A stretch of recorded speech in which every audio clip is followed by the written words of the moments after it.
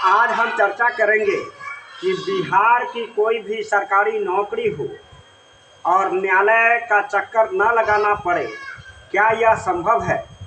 आज हम चर्चा करेंगे एक नर्स मिडवाइफ एएनएम की बहाली के बारे में, जिसका एडवर्टाइजमेंट जुलाई 2022 में निकला था। और पहले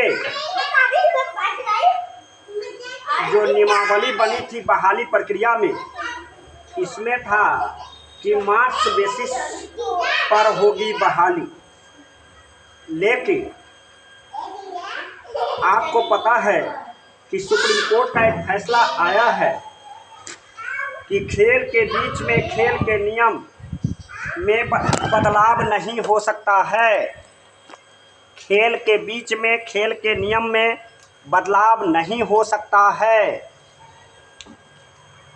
लेकिन स्वास्थ्य विभाग बिहार सरकार नियमावली में किया आमूल परिवर्तन और जो मार्क्स बेसिस पर रोस्टर तैयार किया गया था, स्क्रूटनी का काम हो चुका था,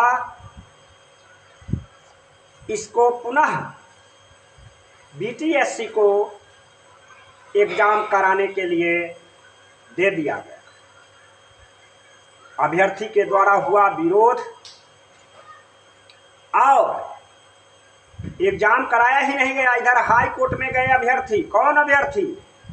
क्या सर? वह अभ्यर्थी गए हैं, इनकी भी पत्नी एएनएम की उम्मीदवार थी, ऐसा जिनका मार्क्स बेसिस पर हुआ था सिलेक्शन। ऐसे अभ्यर्थी गए थे, हाई कोर्ट चले गए। स्वाभाविक बात है।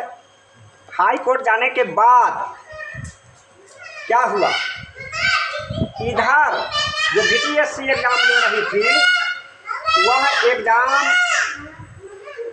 लेने के बाद रिजल्ट का प्रकाशन कर दिया और 10,700 की बहाली में 8100 का रिजल्ट प्रकाशन किया। और सर डॉक्यूमेंट वेरिफिकेशन भी हुआ और उसमें 600 अभ्यर्थी डॉक्यूमेंट वेरिफिकेशन में छट गए। इस तरह से स्वास्थ्य विभाग बिहार सरकार एएनएम की बहाली बीटीएस के माध्यम से खेल के नियम के बीच में बदलकर बहाली प्रक्रिया संपन्न कराना चाहती थी। इधर मार्क्स बेसिस पर जिस अभ्यर्थी को शॉर्ट लिस्ट आ चुका था, वे अभ्यर्थी गए थे हाई कोर्ट। हाई कोर्ट में रूल 18 के अंतर्गत जीत हुई और सरकार फिर गई डबल बेंच। क्या सर? सरकार गई डबल बेंच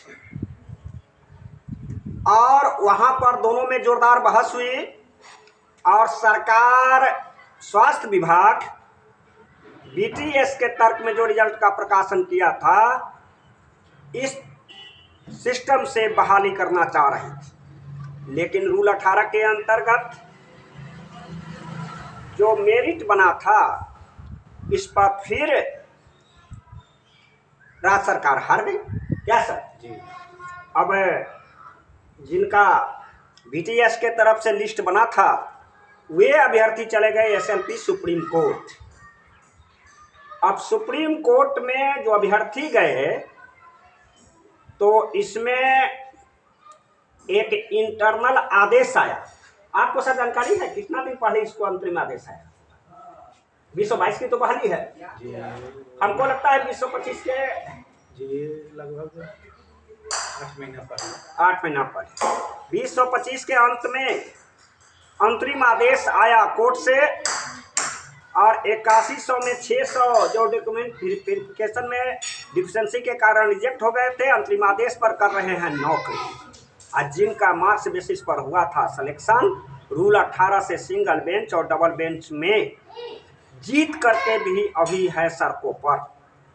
बात यही नहीं थमा। अब इंटरवेनर के रूप में अब इस तरह से आपने क्या देखा, 600 वह और 2500 इधर, करीब 3100 सीट रिमाइंडर रह गया। क्या सर? यही ना वास्तविकता है। और 3100 सीट में जो मार्क्स बेसिस पर जो अभ्यर्थी चयनित है, उन्होंने इंटरवेनर बन करके फिर एसएलपी में इंटरवेनर बन करके अपनी बात को रखने का प्रयास किया। पिछला तारीख कब था? पिछला तारीख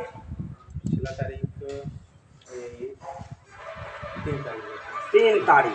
3 अगला जो डेट पड़ा है 27 जनवरी को, और 27 जनवरी को जो मैं बहस में देखा हूँ कि अभ्यर्थी के जो अधिवक्ता हैं बार बार रिलीफ मांग रहे हैं। आपको पता है कि एसएलपी के द्वारा जो जनहित याचिका है पिटिशनर बनता है, इंटरवेनर के रूप में एनएम के बहाली के लिए भी इसमें इंटरवेनर बने हैं।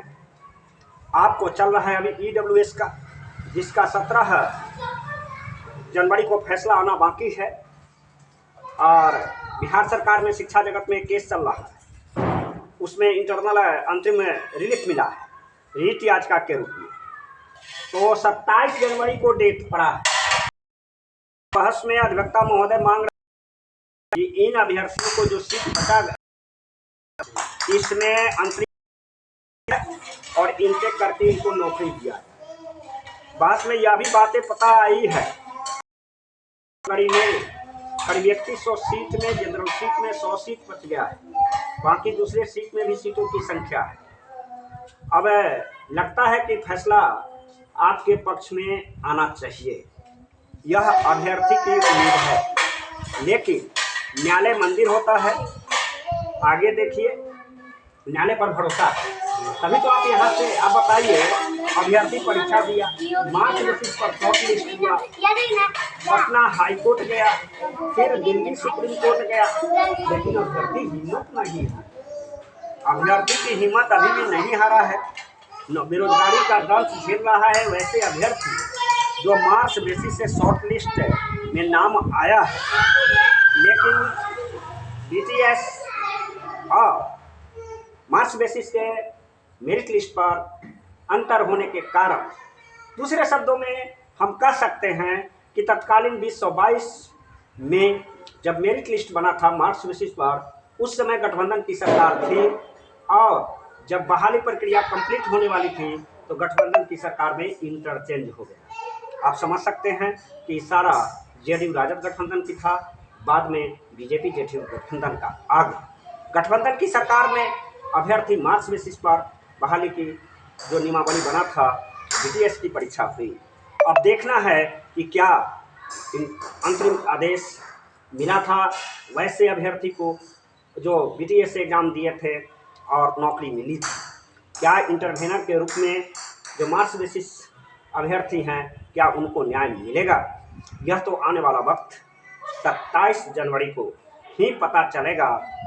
धन्यवाद।